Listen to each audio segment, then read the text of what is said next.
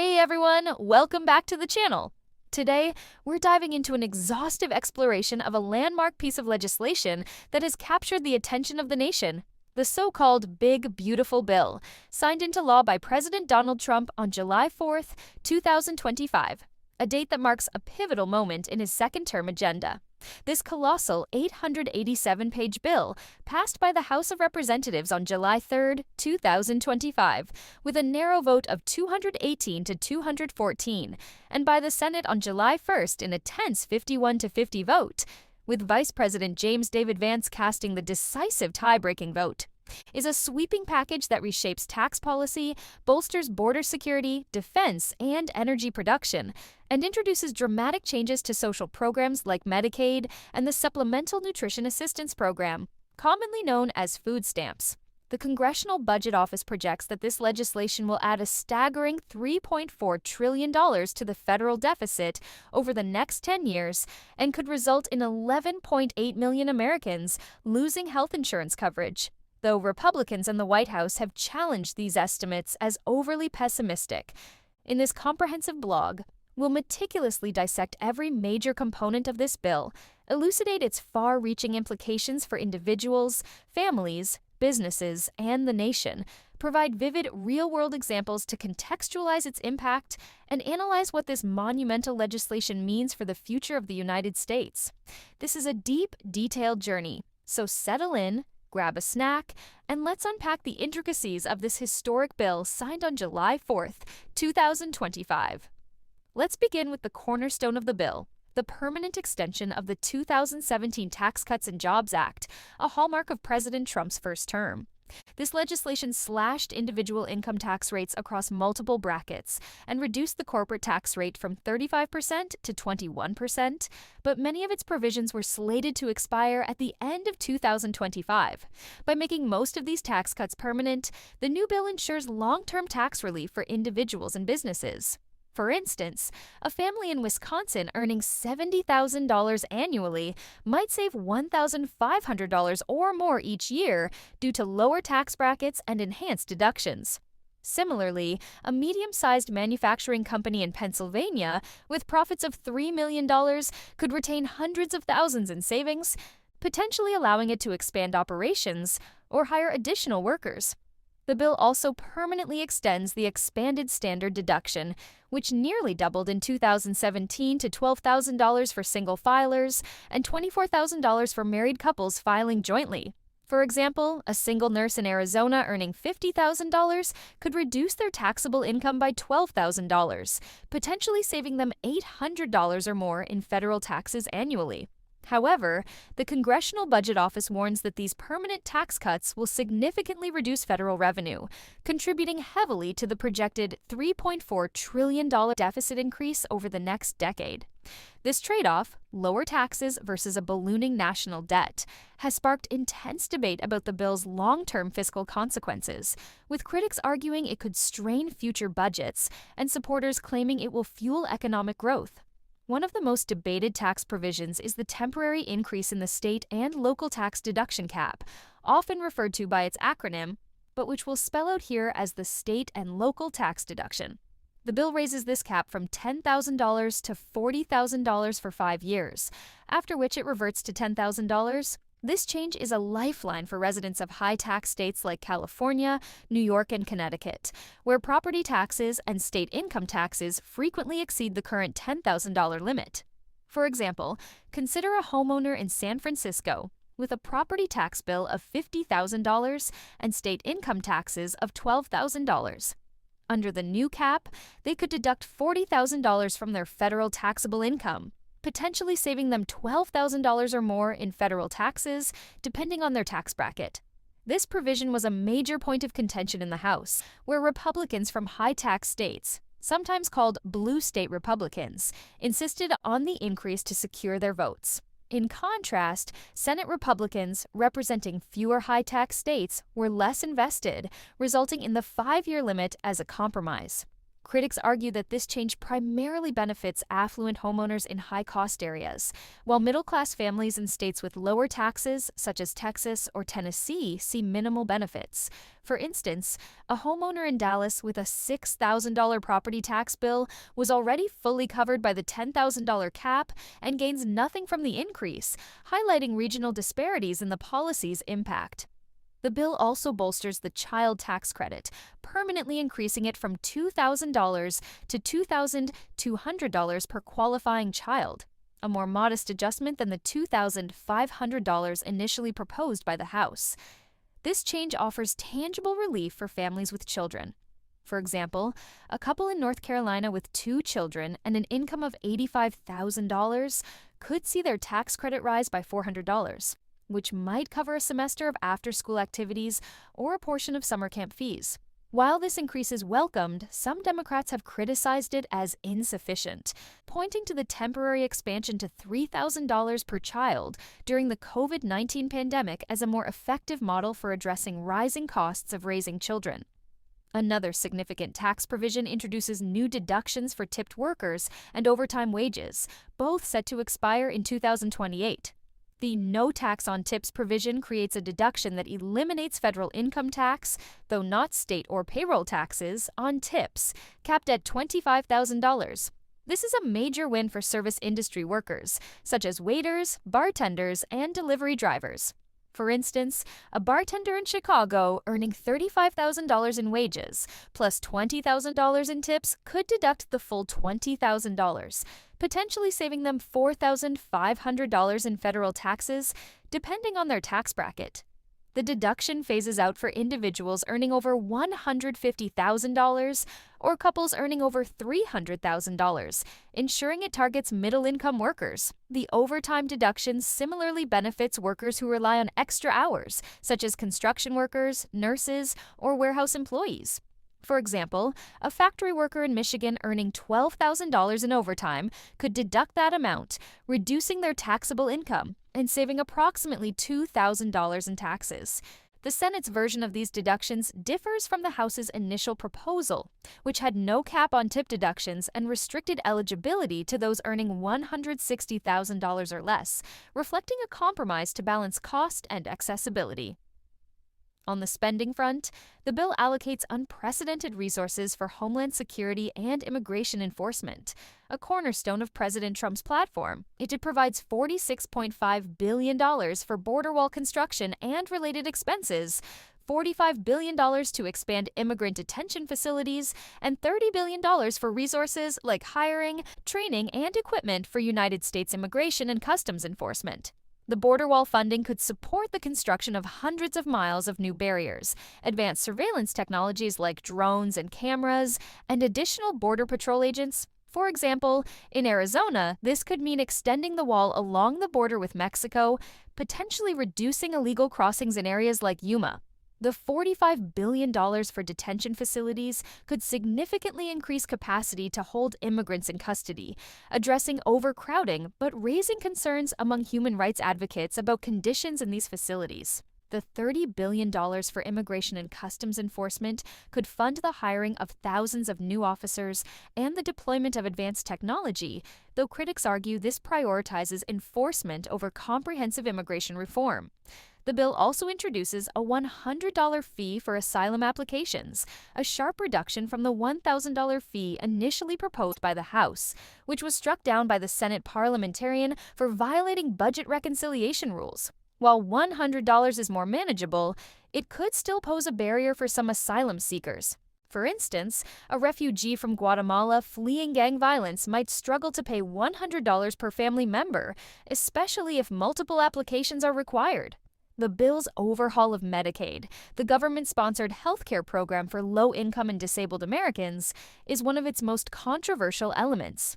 It imposes work requirements for able-bodied adults and mandates more frequent eligibility checks, which the Congressional Budget Office estimates will result in 11.8 million Americans losing coverage over the next 10 years. For example, a part-time cashier in Mississippi earning $15,000 annually might lose Medicaid if they cannot meet the work requirement due to limited job availability in their rural community. The bill also reduces provider taxes, which states use to fund their share of Medicaid costs, from 6% to 3.5% by 2032. This reduction could strain state budgets, potentially leading to cuts in healthcare services. For instance, a state like Ohio might face a shortfall of tens of millions, forcing it to scale back Medicaid benefits or raise other taxes. To address concerns about rural hospitals, which rely heavily on Medicaid funding, the bill allocates $50 billion for a rural hospital stabilization fund over the same period. A small hospital in rural Idaho, for example, could receive several $1,000,000 to maintain operations, but critics argue this may not fully mitigate the impact of reduced Medicaid enrollment. The Senate parliamentarian also removed provisions that would have cut federal funds to states providing Medicaid coverage for undocumented immigrants or gender transition services, as these violated reconciliation rules, ensuring those policies remain unchanged. The Supplemental Nutrition Assistance Program, commonly known as food stamps, undergoes significant changes as well. Starting in 2028, states with payment error rates above 6% will be required to cover 5 to 15% of the program's costs, shifting a portion of the financial burden from the federal government. For a state like Florida, with a history of administrative challenges, this could mean hundreds of millions in new costs, potentially leading to reduced benefits for recipients. For example, a family of 3 in Miami relying on food stamps might see their monthly benefits drop by $30, making it harder to afford nutritious food. The bill also expands work requirements for able-bodied adults, raising the age limit from 54 to 64, with exemptions for parents. This means a 63-year-old unemployed person in Kentucky could lose benefits if they cannot secure employment, though a single parent with young children would be exempt. Alaska and Hawaii may receive waivers if they demonstrate a good faith effort to comply, which could benefit remote communities with limited job opportunities, such as a native village in Alaska where seasonal work is scarce. The bill takes a significant step back from green energy policies by terminating tax credits established under the 2022 Inflation Reduction Act. These credits supported the purchase of new and used electric vehicles, the installation of home electric vehicle charging stations, energy-efficient heating and cooling systems, and insulation materials. For example, a family in Washington state considering a new electric vehicle like a Tesla Model Y could lose a $7,500 tax credit, increasing their cost by thousands. Similarly, a homeowner in Minnesota installing a high-efficiency heat pump might forgo a $1,200 credit, raising their upfront expenses. The bill also eliminates the Greenhouse Gas Reduction Fund, which provided grants to nonprofit organizations for projects reducing pollution and greenhouse gas emissions in communities. For instance, a community organization in Atlanta funding energy-efficient upgrades for low-income housing would lose access to future funding, though existing contracts remain unaffected. These changes could slow the adoption of clean energy technologies, potentially increasing reliance on fossil fuels and hindering efforts to address climate change. Environmentalists argue this undermines global commitments to reduce emissions, while supporters of the bill contend it reduces government spending and prioritizes traditional energy sectors like oil and natural gas, which could benefit companies in states like Oklahoma. The bill addresses the national debt ceiling by raising it by $5 trillion, a critical move to prevent the United States from defaulting on its financial obligations. Treasury Secretary Scott Bessent warned that the government could be unable to pay its bills as early as August 2025, when Congress is typically on recess, making this provision urgent. The $5 trillion increase, which exceeds the $4 trillion proposed in the initial House version, ensures the government can continue funding essential programs like Social Security, Medicare, and defense. For example, this increase could cover several months of federal spending, including payments to veterans or infrastructure projects like highway repairs. By including the debt ceiling hike in this bill, Republicans leverage the budget reconciliation process, which requires only a simple majority in the Senate, to avoid protracted negotiations with Democrats, who often demand concessions for supporting debt ceiling increases. While this ensures short-term fiscal stability, it adds to the national debt, raising concerns about long-term economic consequences. For instance, the interest on this additional debt could exceed $150 billion annually by 2035, potentially requiring higher taxes or cuts to services in the future. The bill's passage through budget reconciliation was instrumental to its success. Reconciliation allows legislation to pass the Senate with a simple majority of 51 votes, bypassing the usual 60-vote threshold required to overcome a filibuster. However, this process restricts the types of provisions that can be included, leading to the removal of several proposals from the initial House version. For example, a measure to sell public lands, which could have raised billions by auctioning federal properties in states like Utah, was struck down by the Senate parliamentarian for violating reconciliation rules. Similarly, a proposal to pause state regulations on artificial intelligence was removed, preserving states' authority to regulate technologies like autonomous vehicles or facial recognition systems. These exclusions underscore the limitations of reconciliation, which focuses on budgetary matters, but also ensured the bill could pass with minimal Democratic support, a strategic victory for Republicans. What does this bill, signed on July 4, 2025, mean for the United States?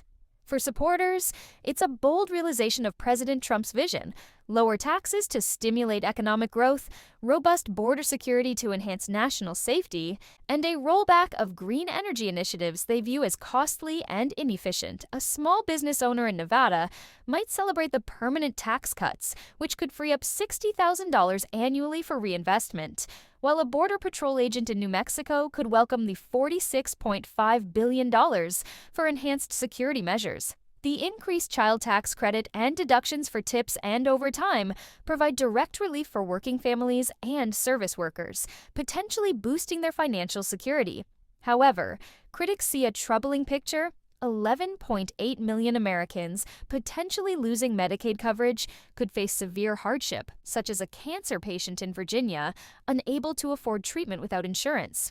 The shift of Supplemental Nutrition Assistance Program costs to states could reduce benefits for a single parent in Detroit, making it harder to afford groceries. The elimination of green energy credits could stall progress on climate goals, potentially increasing energy costs in the long term as fossil fuel dependency persists. The $3.4 trillion deficit increase raises alarms about fiscal sustainability, with future generations potentially facing higher taxes or reduced services to cover the debt's interest. The bill's broader implications touch every corner of society. High-tax states like New Jersey benefit from the state and local tax deduction increase, but low-tax states like Florida see little gain, exacerbating regional tensions. Rural hospitals may survive with the $50 billion stabilization fund, but urban hospitals could face funding shortfalls as Medicaid enrollment declines. Businesses in traditional energy sectors, such as natural gas companies in Louisiana, may thrive without competition from subsidized renewables, but solar and wind firms could struggle. The debt ceiling hike ensures short-term stability, but underscores the challenge of balancing tax cuts with fiscal responsibility. Politically, the bill strengthens Republican priorities, but risks alienating voters concerned about health care, food security, and environmental issues, potentially shaping the 2026 midterm elections and beyond. In conclusion, the big, beautiful bill, signed into law by President Trump on July 4, 2025, is a transformative and polarizing piece of legislation. It delivers on key Republican promises, but comes with significant trade-offs that will shape the nation's economic, social, and environmental landscape for years to come. Its passage via reconciliation reflects strategic maneuvering, but the exclusion of certain provisions highlights the process's constraints. Whether you view it as a triumph of economic and security priorities or a risky step toward fiscal and social challenges, its impact is undeniable. Thank you for joining us for this exhaustive analysis. If you found this deep dive insightful, please subscribe to our channel for more in-depth explorations of policies shaping our world.